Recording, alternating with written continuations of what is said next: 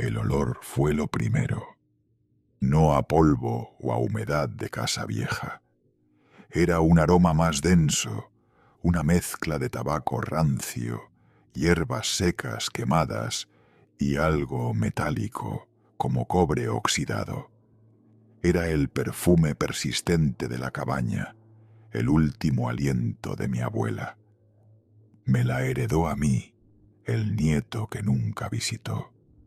Un terreno alejado, metido en las faldas de la sierra, rodeado por un bosque de pinos torcidos y silencio. Nadie en la familia la quería, ni siquiera muerta. Yo fui el único que aceptó. Al entrar, la madera crujió bajo mis botas como si se quejara. La cabaña era oscura y baja de techo. Las pocas ventanas miraban hacia el oeste, forzando la luz a entrar solo al atardecer. Los lugareños, la media docena de almas que vivían en el pueblo más cercano, no me dirigieron la palabra. Solo miradas largas y frías, como si yo ya estuviera marcado. Ella había muerto sentada en su sillón de mimbre, frente a la chimenea apagada. Cuando la encontraron, sus manos huesudas aún sostenían una pequeña caja de madera de ébano. La caja no estaba allí cuando yo llegué.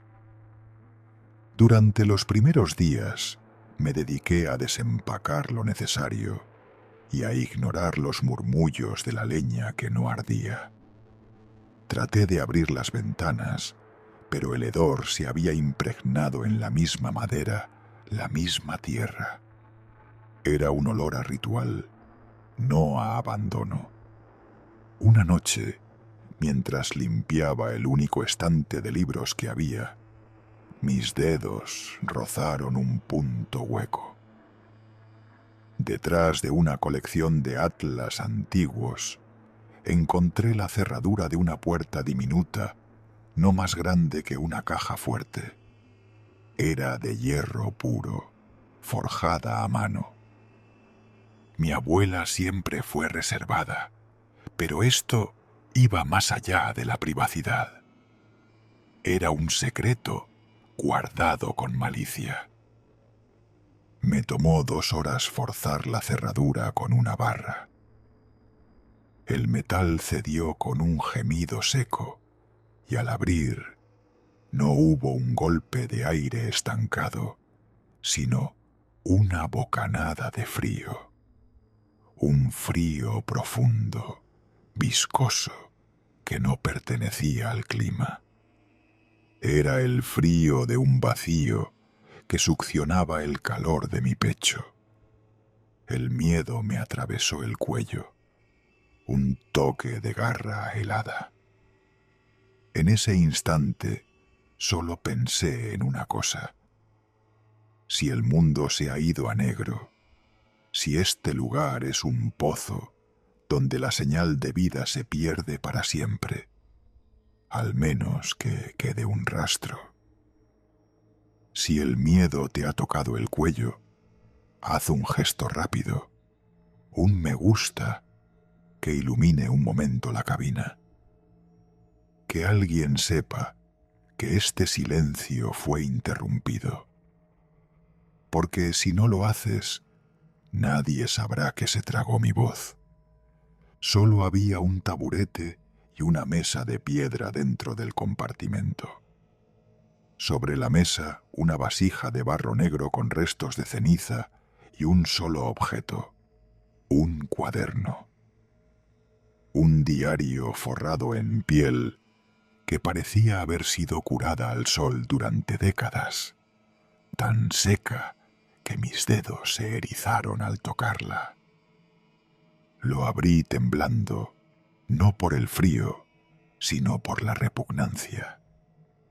No había frases completas, no como un diario normal, solo listas, nombres y fechas. Elías Cubumte, 17 de abril. Lorena C., primer ciclo lunar. el pequeño de los Vargas, Luna Nueva. Eran nombres de personas que yo recordaba vagamente del pueblo, o de las pocas historias que la familia me había contado sobre los vecinos. Todos tenían algo en común.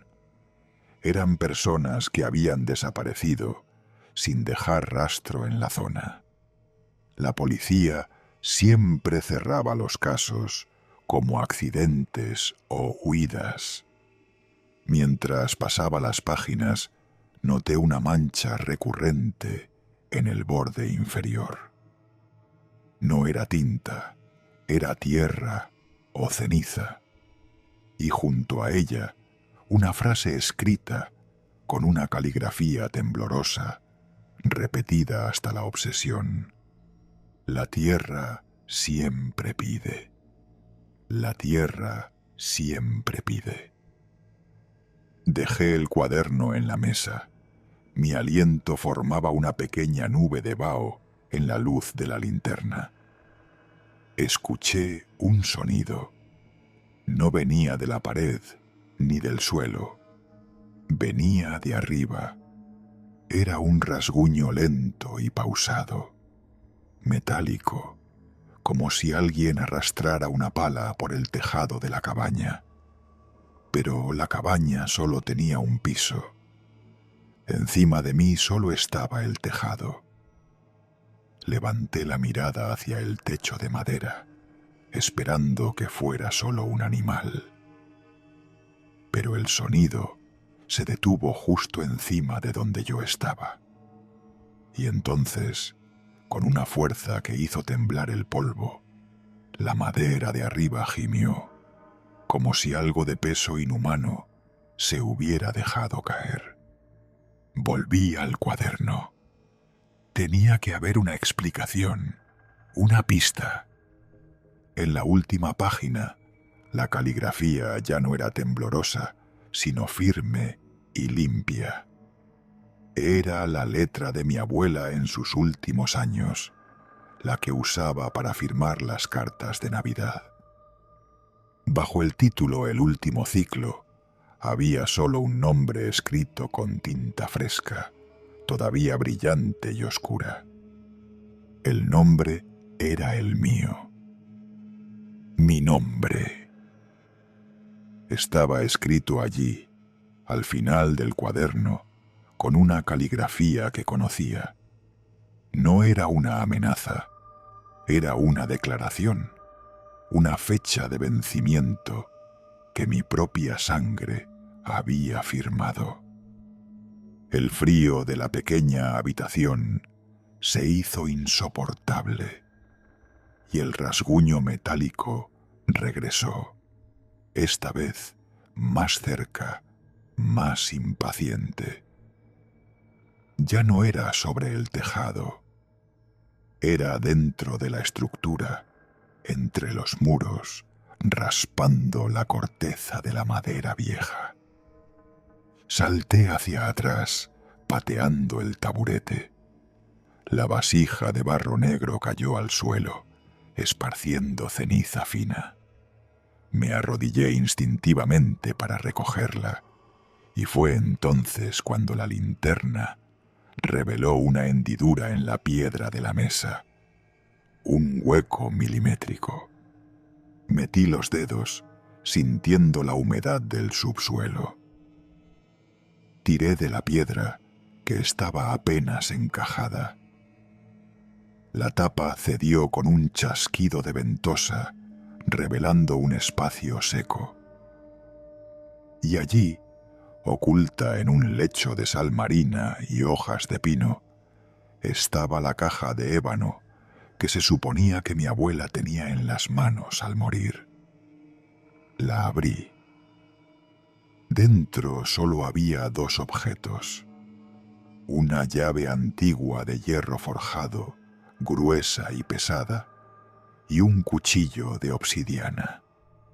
La hoja no tenía filo, sino que terminaba en una punta roma y curva, como una garra petrificada. Al tocarla, sentí un hormigueo frío. una vibración baja que parecía resonar con el rasguño en la pared.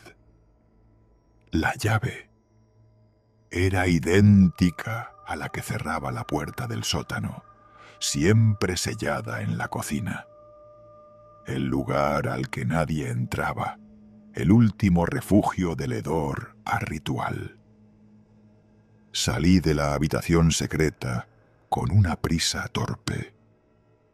El aire de la cabaña principal me pareció tibio, casi acogedor, en contraste con el frío que había tragado el compartimento. Fui directo a la cocina, buscando la puerta de madera oscura bajo la despensa. Inserté la llave. El mecanismo gritó al girar, un sonido que partió el silencio de la noche como un cristal. La puerta se abrió a una oscuridad que no era solo falta de luz. Era una negrura activa, un bostezo. El olor a cobre y tierra mojada era abrumador ahora, mezclado con un dejo dulce, nauseabundo, a carne descompuesta.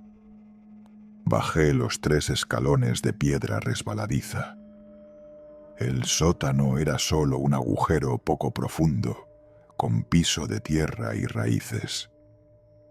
En el centro, una gran losa de piedra irregular, como una lápida sin marcar, era la única cosa fuera de lugar. A la luz de mi linterna, regresé al diario de la abuela. Tenía que haber más, y lo encontré, una nota final oculta bajo el forro de piel rasgado. El trato fue claro. La línea de sangre ofrece, y la tierra protege. Los nombres son la deuda. El pago es la memoria y el ciclo. Si el portador falla en el tiempo, la deuda se transforma. La tierra ya no pide vidas ajenas, pide al último de la sangre. Comprendí la lista de nombres.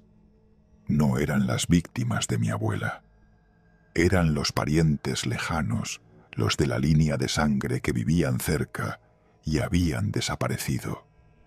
Eran aquellos que ella no había podido proteger. Habían fallado en mantener el ciclo. Y ahora, el último de los nombres en la lista era el mío. En ese momento, la losa de piedra en el centro del sótano emitió un gemido profundo, grave, que resonó en mis huesos. La tierra respiró. Vi cómo una grieta se abría lentamente en el centro de la losa. No era una grieta de ruptura, sino de carne. El rasguño regresó, más fuerte, acompañado de un sonido húmedo, como si algo pesado y viscoso se estuviera arrastrando. El sonido ya no venía de los muros ni del tejado. Venía de la tierra, de abajo de la piedra. La grieta se ensanchó otro centímetro. Y en la oscuridad inferior, húmeda y absoluta, algo se movió. Algo que refulgía brevemente bajo el haz de mi linterna, como el destello de un ojo que se acababa de abrir después de siglos dormido. El ojo no me miraba. Miraba la punta del cuchillo de obsidiana que yo sostenía. Caí de rodillas. El hedor a ritual y sangre me llenó la garganta. La abuela no era una bruja. Era una contadora de deudas, una guardiana que ofrecía vidas para proteger a los suyos de lo que vivía aquí. El trato ya estaba roto. La tierra estaba harta de sustitutos. La losa se levantó otro poco, ahora lo suficiente para que el hedor me golpeara con toda su fuerza. Azufre, putrefacción y hambre antigua. Intenté correr, pero mis pies estaban clavados a la tierra, no por el miedo, sino por una fuerza magnética, una atracción de sangre. Levanté el cuchillo de obsidiana, mi respiración convertida en sollozos entrecortados. No era un arma, era la herramienta para el último pago. El ojo brilló de nuevo bajo la losa, y entonces escuché una voz. No era un susurro, sino un pensamiento frío y seco que se insertó directamente en mi mente. La voz de mi abuela. Ya es tarde. Tú eres el último ciclo. Y yo supe la verdad. El cuchillo no era para mí. El cuchillo era la llave de inicio para buscar al próximo, para empezar el ciclo de nuevo, si quería sobrevivir al hambre que venía de la tierra. Pero no quedaban parientes, no quedaban vecinos, solo el silencio, solo yo y la deuda. El último de los Vargas había sido listado, y la tierra, por fin, tenía a su hijo pródigo de vuelta. La losa se levantó un poco más, y la sombra que salió no tenía forma, solo dientes.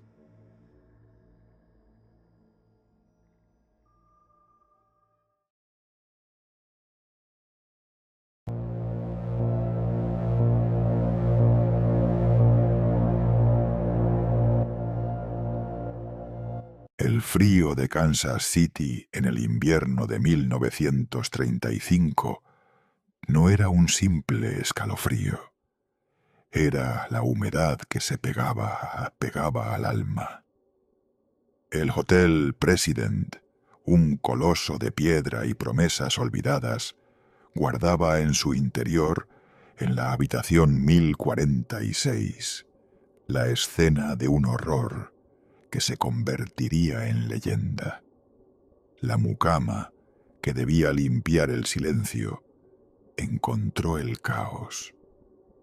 Las sábanas revueltas, manchadas no solo de sangre seca, sino de una desesperación pegajosa. El hedor metálico cubría el rastro del perfume de lavanda y los cigarros baratos que debió fumar la víctima.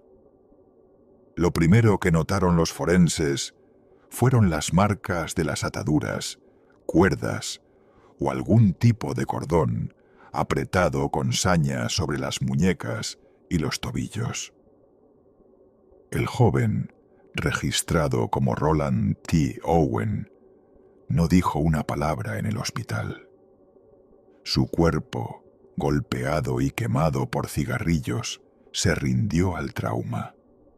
Simplemente murió, sin revelar el nombre de su verdugo.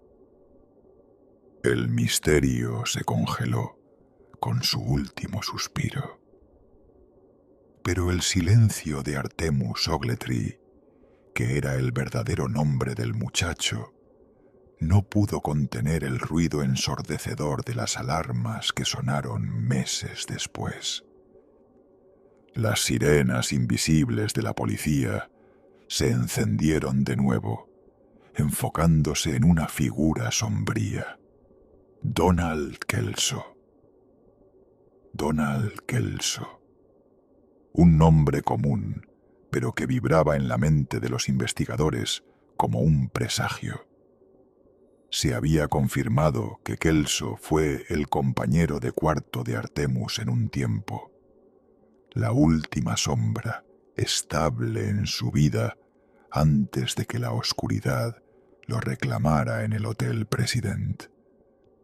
La violencia extrema de aquel crimen, la brutalidad innecesaria, se ajustaba al patrón de un ajuste de cuentas muy íntimo. los investigadores no tenían solo una sospecha vaga. Tenían un eco físico del crimen. El joven fue identificado por su madre, Ruby, quien inmediatamente empezó a recibir cartas mecanografiadas enviadas tras la muerte de su hijo. Eran misivas frías, distantes, que hablaban de un viaje a Europa, luego a Egipto, de una vida inventada que se negaba a admitir la verdad brutal de una morgue en Missouri. Alguien estaba tejiendo una coartada fantasma, y el foco apuntó a un hombre llamado Martin. Este hombre, que también cayó por un crimen distinto, guardaba una conexión inquietante. Al comparar material escrito suyo con las cartas enviadas a Ruby, las coincidencias en la tipografía de la máquina de escribir eran innegables. Un patrón macabro. Interrogaron a Martin. Él lo negó todo con una calma perturbadora. Su negación era un muro pulido y frío. No había billetes de tren. No había testigos sólidos que lo situaran en Kansas City en aquel mes glacial de enero. El caso contra él no pasó de ser una teoría sólida, una frustración archivada. Martin, pese a la presión, jamás confesó nada sobre la 1046.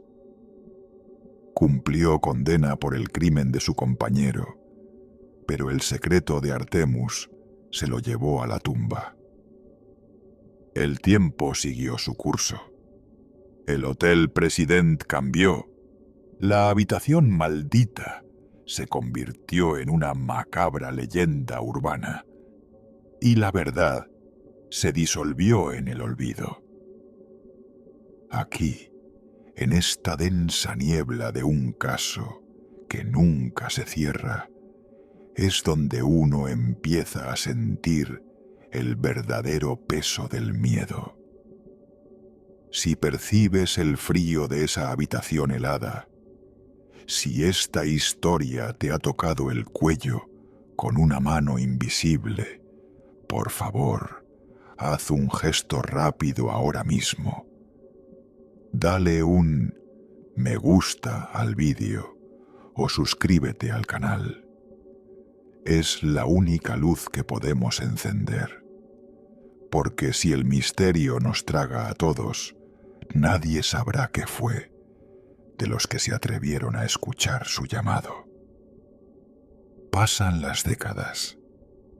El caso es un fantasma, pero los fantasmas, a veces, deciden volver a llamar. A principios de los 2000, el doctor James Horner retoma el expediente abandonado. Un día, su teléfono suena. La voz es anónima, susurrando datos concretos sobre Artemus. Habla de una caja misteriosa. Una caja llena de recortes de prensa amarillentos sobre el asesinato del joven en el Hotel President. La caja, según esa voz fugaz, pertenecía a un anciano en Kansas City que había muerto. Y dentro, escondido entre las páginas necrológicas, había un objeto clave. Un objeto pequeño, pero mencionado en los periódicos de la época. Un trofeo del crimen. La voz cuenta lo justo, lo necesario para inyectar una nueva dosis de pánico y misterio al caso, y luego se desvanece por completo. Sin nombre, sin detalles precisos del objeto, sin una forma de rastrearlo. Solo la sugerencia aterradora de que alguien, después de décadas de silencio, se había llevado un fragmento físico del crimen a su propia casa. Un recuerdo. el rumor se expande con la toxicidad de un veneno. En el año 2012, la prensa publica que la policía, quizás avergonzada por el pasado, está dispuesta a escuchar a cualquiera que aporte una migaja. Así queda el panorama. Una identidad resuelta. Artemus Ogletree. Pero un círculo de acompañantes que se difuminan. Un posible don, quizás el mismo Donald Kelso, que aparece y desaparece. Y esa caja, promesa y tormento, que insinúa que el asesino no solo se llevó una vida, sino también un trofeo íntimo. Piezas que faltan, que nunca volvieron al macabro rompecabezas de la 1046. Segunda parte. Pero la neblina del misterio no podía ocultar una verdad fundamental. El crimen tenía un motivo. Había una furia evidente, una intención. La evidencia más directa no vino de la escena, sino de la línea telefónica. Una llamada crucial a la funeraria de Kansas City, la que ordenó retrasar el entierro y evitar el escrutinio inmediato. La voz al otro lado del hilo hablaba sin pudor de infidelidad, de la necesidad absoluta de castigarlo, de saldar una cuenta moral con violencia. Aquí el motivo era simple, antiguo y venenoso: los celos. La teoría se levanta con fuerza. Artemus mantenía 2 relaciones, y la fatalidad llegó cuando alguien cercano a una de ellas, una amante traicionada, o quizás un cónyuge despechado, decidió que el castigo era la única justicia posible. En esta sombría narrativa, Don actúa como el brazo ejecutor. La fuerza bruta, el músculo. Esto apuntaría de nuevo a la sombra de Donald Kelso, el hombre que conocía a Artemus, el que compartió espacio con él antes de que todo se derrumbara. Kelso, el engranaje de la venganza. Y, crucialmente, la mujer debe haber participado en la escena. Esta sospecha se alimenta con los detalles más pequeños y aterradores. La horquilla, delicada y olvidada, encontrada en la alfombra de la 1046. Y, más aún, las huellas dactilares pequeñas, sutiles, registradas en el auricular del teléfono de la habitación, una marca de pánico o de rabia femenina. Esto explicaría también la discusión violenta, grabada por el recuerdo de otros huéspedes, una pelea con una voz claramente de mujer, justo antes de que el silencio asesino cayera sobre la habitación. Esta hipótesis pasional tiene una coherencia macabra. Explica la crueldad, el castigo físico de las ataduras y el silencio inquebrantable de Artemus en el hospital. Un silencio que bien pudo ser para protegerla a ella, a la mujer involucrada, para no arrastrarla al abismo de la ley de los años 30. E incluso justificaría ese gesto póstumo de la llamada a la funeraria, el pago de la deuda final. Un intento desesperado y torcido de redención o de alivio de culpa. Pero la sombra se alarga. Si la mujer y Don son los ejecutores, ¿quién es el dramaturgo? ¿Quién se tomó la molestia de redactar las cartas de viaje, de construir la mentira de Europa y Egipto? ¿Quién organizó las llamadas y los telegramas para crear la ilusión de que Artemus seguía vivo y disfrutando?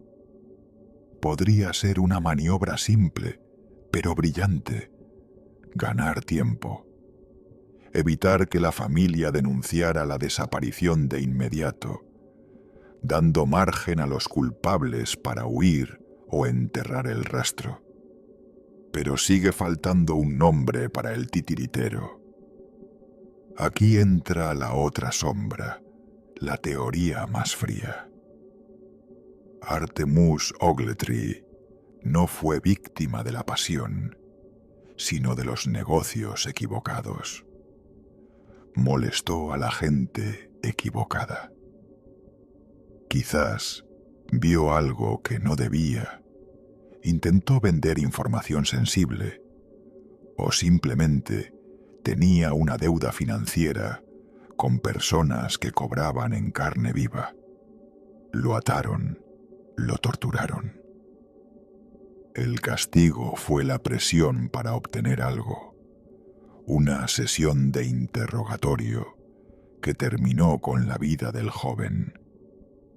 Luego, con una eficiencia escalofriante, borraron todo rastro físico y sembraron esa cortina de humo pasional con las cartas y las llamadas, rosas y mentiras para despistar a la policía, desviando la mirada hacia un melodrama emocional. El gran obstáculo para esta teoría es la falta de evidencia de la mafia.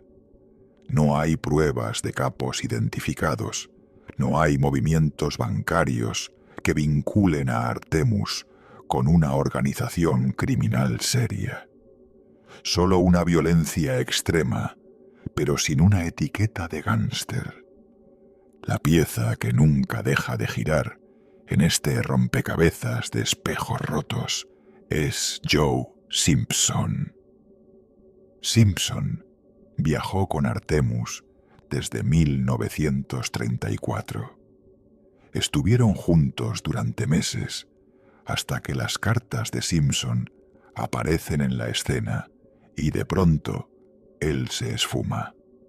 Desaparece del mapa justo cuando el caso 1046 explota en la prensa de Kansas City.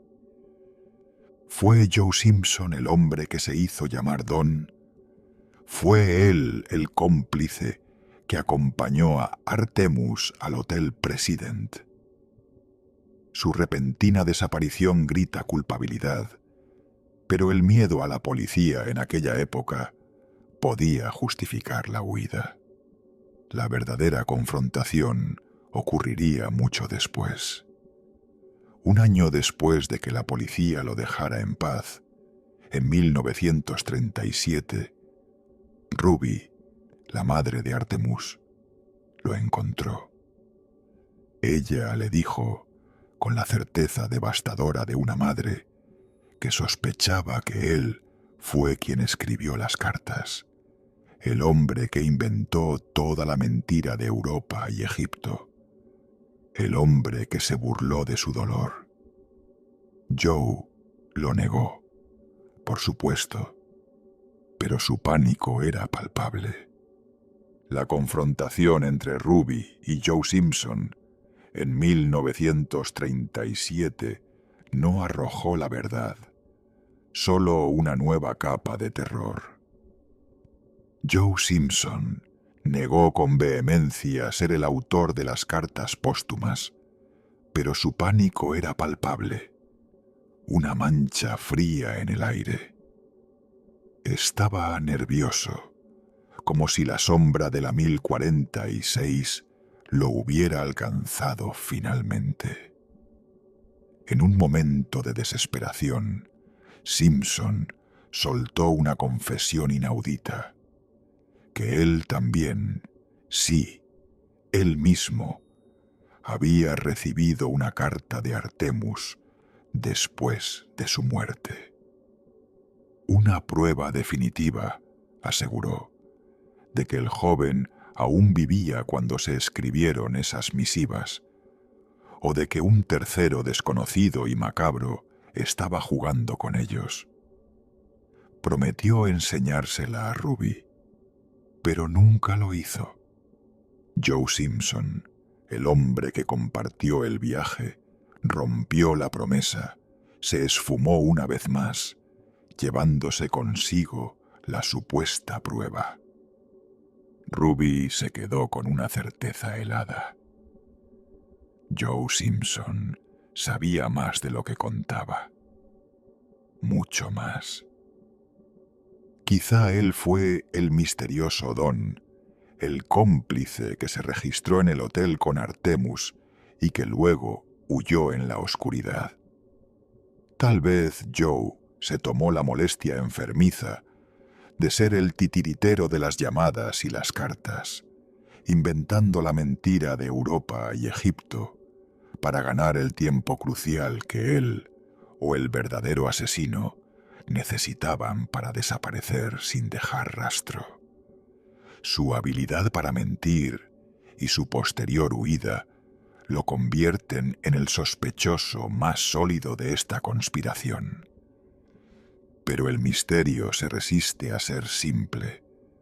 La verdad es un tejido de hilos rotos. La última teoría, la más íntima y peligrosa para la época, apunta a una relación secreta. Una relación entre hombres, algo impensable y criminalizado en los años 30. Don podría no ser ni Donald Kelso ni Joe Simpson, sino un apodo o una pista malentendida que en realidad señalaba a un Johansson. La hipótesis sugiere que entre Artemus y su agresor existía un vínculo amoroso oculto, algo que debía permanecer en la oscuridad. Esto explicaría el silencio de Artemus hasta el final, la discreción absoluta de sus movimientos y la furia desmedida de la violencia terminal. La presión social y la amenaza de ser descubiertos habrían generado una explosión incontrolable. Esta hipótesis encaja con la necesidad de discreción y la atmósfera de secreto.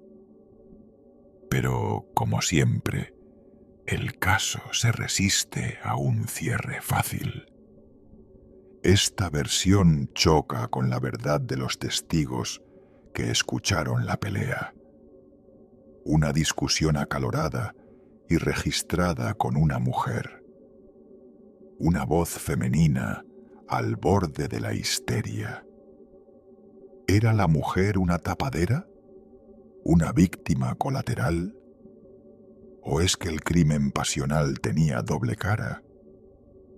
Y queda la caja de recortes de prensa que encontró el Dr. Horner, la que sugiere que alguien no solo cometió el crimen, sino que se llevó un trofeo a casa para revivirlo en secreto. ¿Quién tuvo el valor enfermizo de guardar ese recuerdo durante 70 años? La policía nunca encontró ninguna prueba sólida. No hubo confesiones fiables, ni huellas dactilares que coincidieran con un sospechoso formal, ni una línea clara de investigación que se sostuviera en el tiempo. Solo un rastro de mentiras que se quemaron en la ceniza del tiempo. El enigma de la 1046 nos deja en la oscuridad. ¿Fue el celo de una mujer traicionada, ayudada por el ejecutor Donald Kelso? ¿Fue la mano manipuladora de Joe Simpson, el compañero que inventó un viaje falso? ¿O fue la violencia de un amor prohibido lo que estalló en esa habitación? Un joven de 17 años Artemus Ogletree, se sentó en la penumbra de una habitación de hotel, la 1046, como si esperara en silencio lo inevitable. Su rostro se desvaneció en el tiempo, pero su último aliento sigue siendo un susurro helado en los pasillos silenciosos del viejo Hotel President.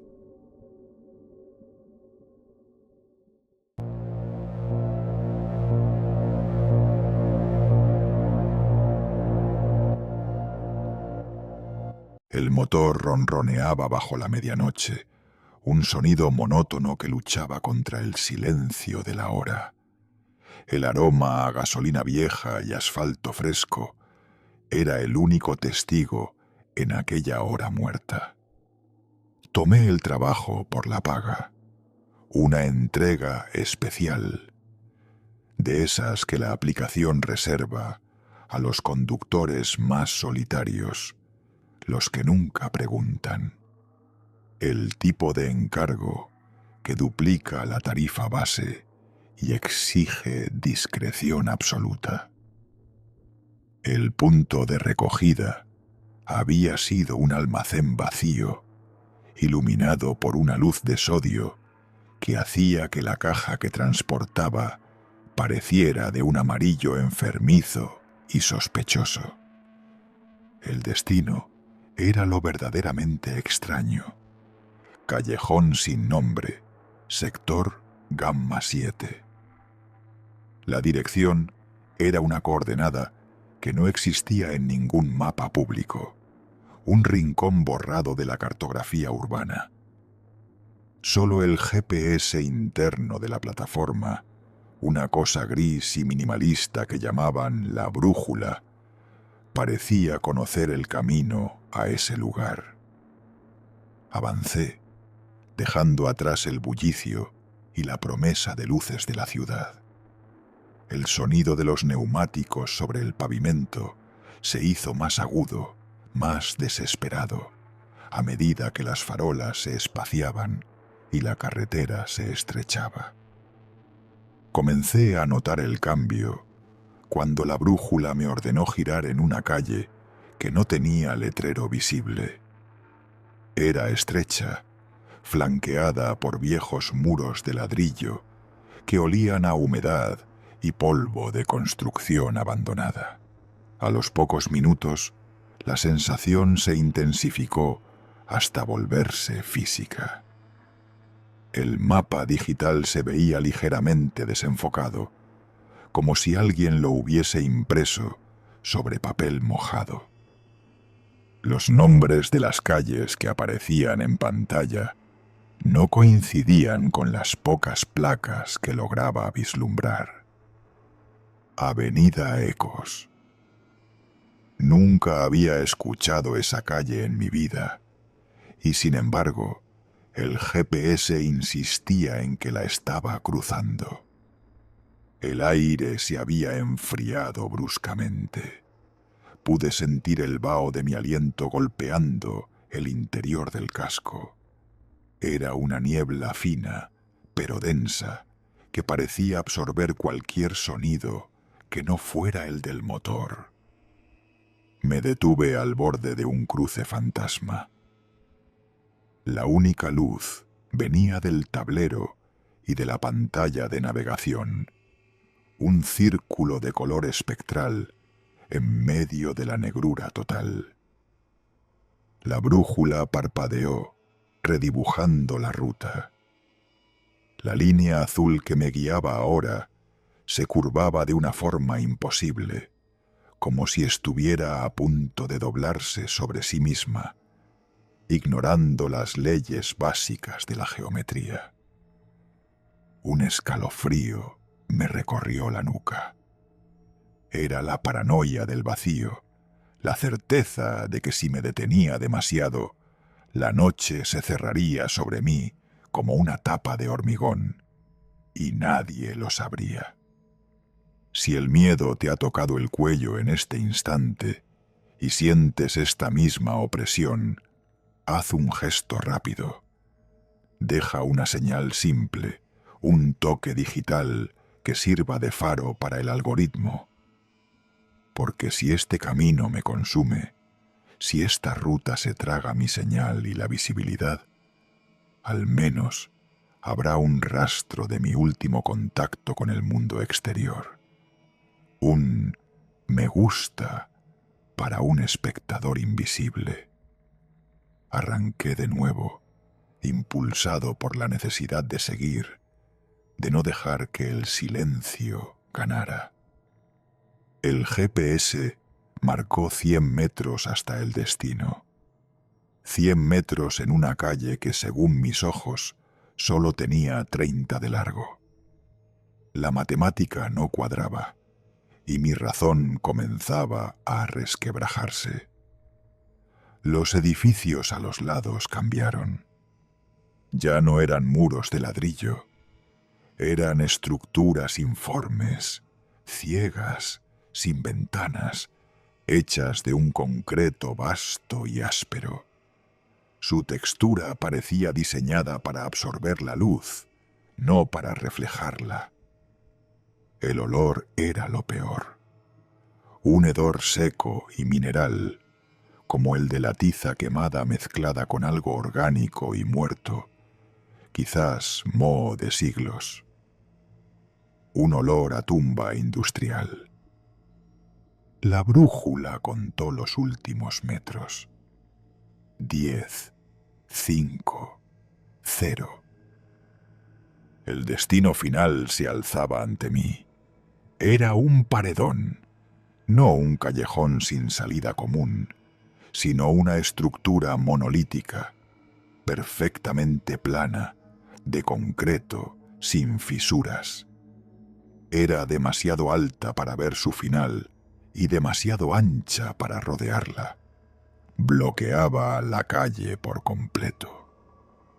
Y justo en el centro de ese muro no había puerta, sino una abertura. Era un hueco perfecto, negro como tinta, sin marco aparente, del tamaño justo para que cupiera un hombre de pie y caminara. La voz robótica de la aplicación sonó en el auricular, fría y calmada. Ha llegado a su destino. Deje el paquete en el área de entrega. Miré el muro y la boca negra. Mi paquete no era un documento. Era una caja de cartón, del tamaño de una caja de zapatos. Apreté el acelerador por instinto de huida, pero el motor se ahogó. Me quedé varado, el vehículo tosiendo, a solo 1 metro del paredón. Algo vibró a mi lado. Era la caja de la entrega que acababa de depositar en el asiento del copiloto. Vibraba con un pulso lento, constante, resonando contra el plástico de la guantera. El GPS se actualizó en la pantalla. El punto azul de mi ubicación se movió dentro del muro, detrás del hueco negro. La dirección no era el muro. La dirección estaba al otro lado del muro. Necesitaba completar la entrega. La paga era la única cosa real que quedaba de esta noche. Abrí la puerta. El miedo me congeló la respiración. La luz de mi scooter no penetraba la abertura. Era una negrura absoluta, sin rebote de fotones. Parecía absorber el sonido, pues el motor por fin se había callado por completo. Me acerqué sosteniendo la caja vibrante. Al tocar la orilla del hueco, noté la textura. No era concreto liso. La superficie era granulada, como cuero seco y viejo, pero con la dureza del acero. Olía intensamente al mineral quemado. Metí la mano, solo para dejar la caja a unos centímetros de profundidad, esperando el final del pasillo. Un sonido me hizo retirar el brazo. no vino de dentro, vino de arriba. Alzando la vista hacia la cima inalcanzable del muro de concreto, vi algo que se movía. Eran sombras, sí, pero con propósito. No eran solo sombras proyectadas por la neblina. Eran las texturas del muro, las grietas y las marcas de la erosión que estaban reorganizándose frente a mis ojos. Y entonces las formas cambiaron. El muro no era un muro. Miles de ojos ciegos se abrieron en el hormigón, un mosaico de pupilas secas, todas mirándome desde la oscuridad de arriba. Y desde el centro del hueco negro, de donde debía venir la luz de un pasillo, escuché un susurro articulado, grave y profundo, que no era la voz de la brújula. Decía: «Bienvenido, estábamos esperándote». El pánico se apoderó de mis músculos, pero mi cuerpo no respondía. Estaba clavado, observando los miles de ojos secos que se movían sin pestañear en la pared de hormigón, que ahora sabía que no era hormigón. El muro respiraba, lenta y profundamente. Cada inhalación era un susurro de mineral quemado. Solté la caja, cayó al suelo, rebotó una vez con un sonido sordo y rodó. Se detuvo justo en el borde del hueco. La vibración cesó de golpe. En ese instante, el motor de la scooter cobró vida con un rugido agónico. Se encendió solo, sin que yo tocara la llave, y las ruedas patinaron sobre el asfalto. El vehículo no intentó huir. Chocó violentamente contra el borde del muro, un golpe seco que resonó y que, curiosamente, no dejó marca. La scooter se apagó definitivamente. El silencio regresó, pero era un silencio más pesado, más consciente. El hueco negro, la boca del muro, se estaba cerrando. Muy despacio, como dos labios de cuero endurecido y piedra. Por puro instinto, di un paso atrás. El hueco se cerró hasta convertirse en una línea vertical, una cicatriz invisible en el monolito. La pared volvió a ser solo concreto, gris y ciego. Los ojos desaparecieron sin dejar rastro, volviendo a ser texturas de la erosión. Era el engaño del vacío. Habían parpadeado. Sentí el bolsillo del pantalón. Busqué las llaves de la scooter. No estaban. Las había dejado puestas en el contacto. O eso creía. Ahora el manillar estaba desnudo. Ni siquiera el soporte de la llave estaba allí, solo un agujero. Me giré hacia el hueco que se había cerrado. Ahí estaba mi única opción, mi única pista. Tenía que estar la caja. La caja, esa cosa vibrante que ya no vibraba, se había quedado atrapada en el hueco antes de que se sellara. O eso creí. El GPS, la maldita brújula, se encendió de nuevo. La línea azul, la que indicaba la ruta de entrega, seguía marcando el punto de destino, pero ahora En lugar de un círculo, era un pulso lento, un latido digital. El destino seguía activo detrás de la pared.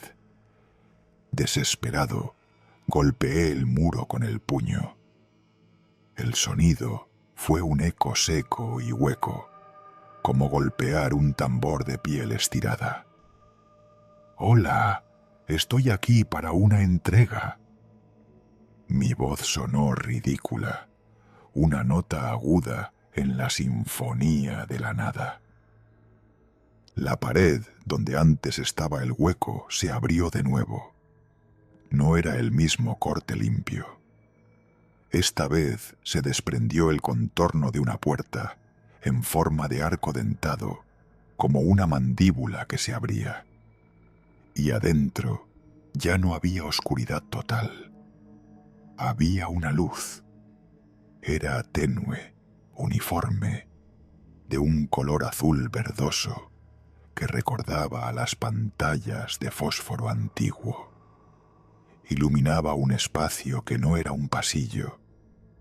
Era una cámara vasta, sin techos ni paredes discernibles, de una escala geométrica incomprensible. El aire allí era cálido y denso, con ese mismo olor a tiza y mineral, pero ahora mezclado con un aroma metálico, como el de una batería recién drenada. El piso no era liso. Estaba cubierto por una alfombra de polvo negro finísimo que crujía bajo mis botas. Vi la caja. Estaba a unos 20 metros sobre una plataforma baja, metálica, que parecía crecer directamente del suelo. El pulso azul del GPS latía justo encima de ella. Me dirigí a la plataforma, ignorando la voz de mi razón. La paga, la única cosa real. Al acercarme, noté lo que había junto a la caja. No eran otros paquetes, eran objetos personales. Un manojo de llaves, una billetera de cuero con una identificación visible. 3 teléfonos móviles, todos del mismo modelo antiguo que el mío, con el logo de la plataforma de entregas. Un escalofrío helado, peor que el del vacío de la carretera, me atravesó. Esos no eran artículos entregados. Eran las pertenencias desechadas de los conductores que habían tomado esta misma entrega especial antes que yo. La paga no era dinero. La paga era la anulación. La caja que llevaba se disolvió. No se abrió, no fue recogida. Simplemente se hundió en la superficie metálica de la plataforma, derritiéndose como cera, dejando un pequeño rastro de humo verde. La entrega estaba completa. Mi mano viajó a mi bolsillo. Busqué mi propio teléfono. Desapareció. El GPS en mi muñeca se reescribió por completo. La línea azul de la brújula ya no existía. En su lugar apareció un único punto rojo y parpadeante, una nueva coordenada. El texto debajo decía, con una letra que ahora parecía una cursiva elegante y antigua: «Nueva entrega, tu hogar». Y la voz robótica, fría y calmada que me había guiado toda la noche cambió. Se hizo suave, susurrante, con un timbre humano y melancólico. Era la voz de una mujer que había estado esperando mucho tiempo. «Gracias por tu servicio. Ahora eres la ruta». Me di la vuelta sin sentir pánico, solo una calma resignada. El arco dentado en el muro se había vuelto a abrir, mostrando la neblina fría y la luz difusa de mi scooter destrozada. Comencé a caminar. El polvo negro crujía suavemente bajo mis pies. Hacia la salida. No huía de la cámara, sino que seguía la nueva dirección de la brújula. Mi hogar. La pregunta ya no era qué le pasaría a la caja o qué era el muro. La pregunta era quién había programado la ruta de regreso y qué entregarían de mí.